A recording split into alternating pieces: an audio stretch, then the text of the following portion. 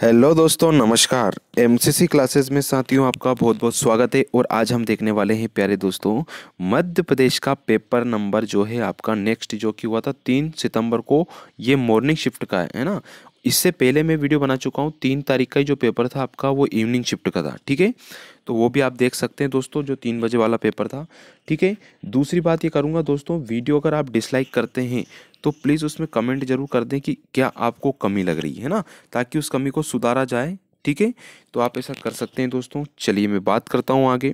सबसे पहला प्रश्न आता है, और अच्छा लगे तो शेयर भी कीजिएगा, ठीक है। सबसे पहला है हमारा प्रश्न, निम्नलिखित में से किस निर्माण ने वास्तुकला आर्किटेक्चर के लिए प्रदत्त आगा खां पुरस्कार नहीं जीता है? क्या क्वेश्चन है दोस्तों, नहीं जीता। तो किसने नहीं जीता, ध्यान रखना। स्लिम नेटवर्क, ये अपन पढ़ चुके दोस्तों पहले भी, है ना, कि इसको मिल चुका है, ठीक। अब अपना आंसर भी आप लगा सकते हैं, मैं आंसर साथ में बताता जाता हूँ, है ना। दूसरा है आपका विधानसभा भवन को भी मिला था, है ना। अरण्य कम्युनिटी हाउसिंग इंदौर, इन दोनों का एक बार प्रश्न आ चुका है, हमने पेपर में ही डिस्कशन करे हैं, ठीक है। आपका एक और जुड़ गया, इसको भी मिल चुका है, लेकिन किसको नहीं मिला है, वल्लभ भवन भोपाल को नहीं मिला है। किसको नहीं मिला दोस्तों, तो वल्लभ भवन भोपाल को नहीं मिला। तो ये आंसर आपको यहाँ पे याद रखना है। चलिए आगे बात करते हैं दोस्तों। अगला प्रश्न आता है हमारा, ठीक। इसका आंसर हो गया राइट आपका, वल्लभ भवन भोपाल में, ठीक। अगला प्रश्न हमारा कि निम्न देशों में से कौन सा देश भारत के साथ सीमा साझा नहीं करता? तो जो भारत के साथ सीमा साझा नहीं करता उसकी बात करना है। म्यांमार करता है क्या भैया? करता है। नेपाल भी करता है, भूटान भी करता है, लेकिन बर्मा नहीं करता। अब बर्मा का ही नया नाम क्या है आप जानते हो। तो कौन सा देश नहीं करता? बर्मा नहीं करता। किससे सीमा साझा? हमारे भारत देश से। अगला प्रश्न आता है कि भारत के संविधान की 8वीं अनुसूची में निम्न में से कौन सी भाषा को सामान्यता नहीं प्राप्त है, मान्यता प्राप्त नहीं भैया? तो ये तो इंग्लिश को प्राप्त नहीं है। किसको प्राप्त नहीं है दोस्तों? इंग्लिश को प्राप्त नहीं है। फिर अगला प्रश्न है कि 29 जून 2017 को भारत के नवीनतम संचार उपग्रह GSAT-17 को किस देश से आरंभ किया गया था? तो ये किस देश से किया गया था? तो ये किया गया था दोस्तों फ्रांस से। फ्रांस की राजधानी पेरिस है और यूरो यहाँ की मुद्रा है। साथ में यहाँ के प्रेसिडेंट का नाम भी याद रखना, इमैनुअल मैक्रो। क्या है दोस्तों? इमैनुअल मैक्रो यहाँ के राष्ट्रपति हैं। कहाँ के? फ्रांस के। फिर अगला प्रश्न है कि पंचायती राज की संस्तुति निम्न के द्वारा की गई। तो पंचायती राज की संस्तुति जो की गई थी वो की गई थी बलवंत राय मेहता समिति के द्वारा। बता दें दोस्तों 2 अक्टूबर की तारीख थी, है ना। 2 अक्टूबर 1959 था। उस समय हमारे प्रधानमंत्री पंडित जवाहरलाल नेहरू जी थे, ठीक है। इन्होंने स्टार्ट किया था कहाँ से? राजस्थान के नागौर जिले से। किस जिले से? राजस्थान के नागौर जिले से पंचायती राज की शुरुआत की थी। तो ये आपको याद रखना है। और बहुत सारी कमेटियां यहाँ पे बनी थी, जैसे अशोक मेहता बहुत सारी कमेटियां यहाँ पे बनी थी, पर रिकमेंड किया गया पहली बार बलवंत राय मेहता समिति को।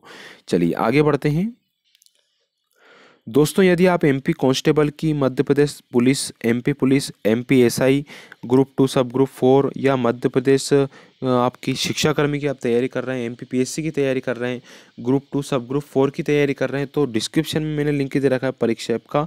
तो दोस्तों वहाँ से आप डाउनलोड कर सकते हैं। और इसी पे अगर आप चाहते हैं कि 50% का डिस्काउंट मिले तो ये कोड यूज़ कर सकते हैं इस पर, MCC50, जिससे आपको 50% का यहाँ पे डिस्काउंट मिल जाएगा। और बहुत ही कम दाम में आपको दोस्तों ये टेस्ट सीरीज मिल जाएगी। इससे कई प्रकार के फायदे हैं दोस्तों आपके, जैसे जैसे आप लगाओगे वैसे वैसे फायदे मिलेंगे, ठीक है। अब मैं पहले भी आपको बता चुका हूँ, प्लीज़ आप इसको ले सकते हैं, ठीक है। चलिए आगे मैं बात करता हूँ। अगला प्रश्न आता है हमारा कि भारतीय संविधान यानी कि संविधान सभा के द्वारा कब अपनाया गया? तो भारतीय संविधान को संविधान सभा के द्वारा कब अपनाया गया था दोस्तों? तो ये इसमें पूछा गया। तो दोस्तों मैं बात करूं अपनाया कब गया था, इसको 26 नवंबर 1949 को अपनाया गया, ठीक है। यानी क्या कर दिया, इसको अंगीकृत कर दिया गया था, ठीक है। 26 जनवरी 1950 आता है, इस दिन क्या कर दिया, इसको लागू कर दिया, ठीक है। तो लागू हुआ 26 जनवरी 1950 को, और अंगीकृत या अपनाया गया 26 नवंबर 1949 को, है ना। आपको जानकारी भी होगी कि इसको पूरे बनने में 2 साल 11 माह और 18 दिन लगे थे। 2 साल 11 महीने और 18 दिन में हमारा भारतीय संविधान बनके तैयार हुआ था। तो इसका आंसर हो गया दोस्तों आपका 26 नवंबर 1949। फिर अगला प्रश्न आता है कि भारतीय संविधान दोस्तों डैश लिपि में लिखित हिंदी को संघ की राजभाषा घोषित करता है। तो किसकी राजभाषा घोषित करता है दोस्तों? तो ये किसको करता है, ये आप कमेंट में जल्दी बताइए हमें। बाकी हम देखते हैं इसको कब किया गया, किसको किया गया। तो देवनागरी भाषा को किया गया।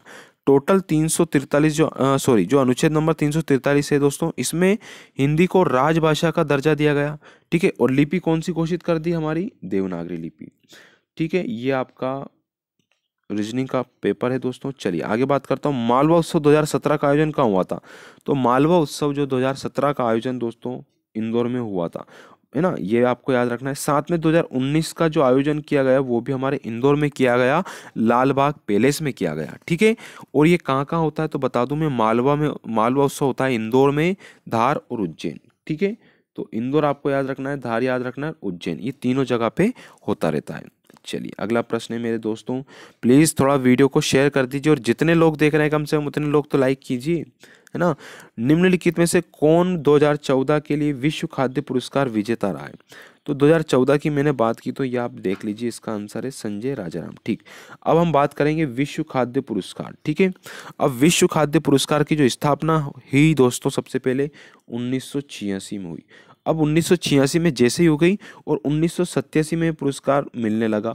तो 1987 में जो पहली बार मिला था दोस्तों, ये मिला था हमारे MS स्वामीनाथन, जो कि भारत के हैं, है ना। तो MS स्वामीनाथन जी को यह पुरस्कार सबसे पहले 1987 में मिला। कौन सा, विश्व खाद्य पुरस्कार, पहली चीज हो गई। दूसरी बात करी मैंने, वर्तमान इसके जो अध्यक्ष हैं दोस्तों, वो कौन है आपके, कौन है दोस्तों, कनेत M क्वीन, कनेत M क्वीन यहाँ के वर्तमान अध्यक्ष विश्व खाद्य संगठन के, है ना। और अभी जो दिया गया वो दिया गया साइमन एन गोट को। किसको दिया गया, साइमन एन गोट को, साइमन एन गोट को यह पुरस्कार दिया गया। ठीक है दोस्तों, ये आपको याद रखना है। ठीक, और इसको बोलते हैं दोस्तों अपन, है ना, जो खाने की चीज वाला जो रहता है ना, खाद्य की सामग्री में, उसका नोबेल पुरस्कार भी विश्व खाद्य पुरस्कार को मिला है इसका दर्जा। फिर 2016 में के रियो पैरा ओलंपिक में किस भारतीय महिला दिव्यांग महिला ने, विकलांग खिलाड़ी जो थी दोस्तों, उनको कोई पदक मिला है पैरा ओलंपिक, रियो ओलंपिक में। तो ये दीपा मलिक को मिला था दोस्तों, है ना। साथ में बता दें ये शॉट पुट से रिलेटेड है। ठीक है, तो पहली भारतीय महिला है ये आपकी पैरा ओलंपिक में जिसने यह मेडल जीता है दोस्तों, है ना। तो सिल्वर मेडल आपको याद रखना है। फिर अगला प्रश्न है कि केंद्र सरकार में मानव संसाधन विकास मंत्री कौन है। पहले थे प्रकाश जावड़ेकर, वर्तमान में कौन है दोस्तों, तो वर्तमान में आपके रमेश पोखरियाल निशंक है। कौन है दोस्तों, रमेश पोखरियाल निशंक। हरिद्वार यहाँ की कॉन्स्टिट्यूएंसी है, यहाँ से चुनाव लड़ते हैं ना, हरिद्वार उत्तराखंड में है ना। और ये हमारे लोकसभा सांसद दोस्तों, इन्होंने एक योजना स्टार्ट की, मनोदर्पण पहल। कौन सी, मनोदर्पण पहल, तो ये भी आपको याद रखना है, दिल्ली से। भारत के पहले मुस्लिम राष्ट्रपति कौन थे, तो ये तो आपको याद होना चाहिए, कौन थे, जाकिर हुसैन थे। कौन थे, जाकिर हुसैन, है ना। 1967 से लगभग, है ना, 1967 से 69 तक इनका कार्यकाल रहा था। ठीक है मेरे प्यारे दोस्तों, चलिए आगे बढ़ते हैं। कृपया इनको शेयर करते रहें, ज़्यादा से ज़्यादा पढ़ें दोस्तों, रेगुलर वीडियो आ रहे हैं आपके। ठीक है, चलिए, और ये रीजनिंग वगैरह के हैं, थोड़ा आप इनको भी लगाते जाइएगा। PDF इसकी आपको टेलीग्राम चैनल में मिल जाएगी, तो वहाँ से आप डाउनलोड कर सकते हैं। डिस्क्रिप्शन में मैंने लिंक दे रखा है नए विद्यार्थियों के लिए। ठीक है, जब भारत को अपनी आज़ादी मिली तब भारतीय राष्ट्रीय कांग्रेस के अध्यक्ष कौन थे। जब भारत को आज़ादी मिली ना, उस समय भारतीय राष्ट्रीय कांग्रेस थे आचार्य कृपलानी, या अपन बोल सकते हैं आचार्य JB कृपलानी थे। ठीक है, जब हमारा भारत देश आज़ाद हुआ उस समय कांग्रेस के अध्यक्ष। फिर आता है बच्चों के लिए राष्ट्रीय नीति। राष्ट्रीय नीति के अनुसार एक बच्चा वह व्यक्ति जो किस आयु से कम है, तो याद है दोस्तों, जब 18 वर्ष से ऊपर का व्यक्ति हो जाता है तो वयस्क हो जाता है, और 18 से नीचे वाला क्या कहलाएगा, बच्चा या बालक ही कहलाएगा आपका। ठीक है, फिर है अंडमान व निकोबार द्वीप समूह देश में स्थित है। कहाँ पे स्थित है, तो ये हमारा हिंद महासागर नीचे की साइड, अरब सागर इधर है, प्रशांत, ये आपका बंगाल की खाड़ी में। कहाँ पे स्थित है, बंगाल की खाड़ी में। ठीक है, तो ये भी आपको याद रखना है। तो भारत का सबसे बड़ा द्वीप समूह हम कह सकते हैं अंडमान निकोबार, जो कि बंगाल की खाड़ी में है। और एक चीज, हाँ, ये हिमालय के अपशिष्ट से बना द्वीप है ना, अपशिष्टों से। ठीक है, फिर अगला आता है कौन सा दोस्तों राज्य मध्य प्रदेश से अलग होकर बना था। तो मध्य प्रदेश से तो एक ही अलग हुआ, कौन हुआ आपका, ये हुआ छत्तीसगढ़ राज्य। कौन सा हुआ दोस्तों, छत्तीसगढ़ राज्य। ठीक है, तो 1 नवंबर सन 2000 की बात थी ये। ठीक, ये भी आपको यहाँ पे याद रखना है। चलिए आगे बढ़ते हैं। अगला प्रश्न आता है कि उच्च श्रेणी का लोहा डैश अयस्क उच्च श्रेणी का लोहा अयस्क किस जिले में पाया जाता है? तो उच्च श्रेणी का ये दुर्ग बस्तर जिले में पाया जाता है ना, छत्तीसगढ़ का है लेकिन सबसे ज़्यादा यही मिलेगा। उच्च श्रेणी का लोहा अयस्क कहाँ मिलेगा हमारा? तो ये मिलेगा छत्तीसगढ़ के दुर्ग व बस्तर जिले में। तो ये भी यहाँ पे आपको याद रखना है दोस्तों।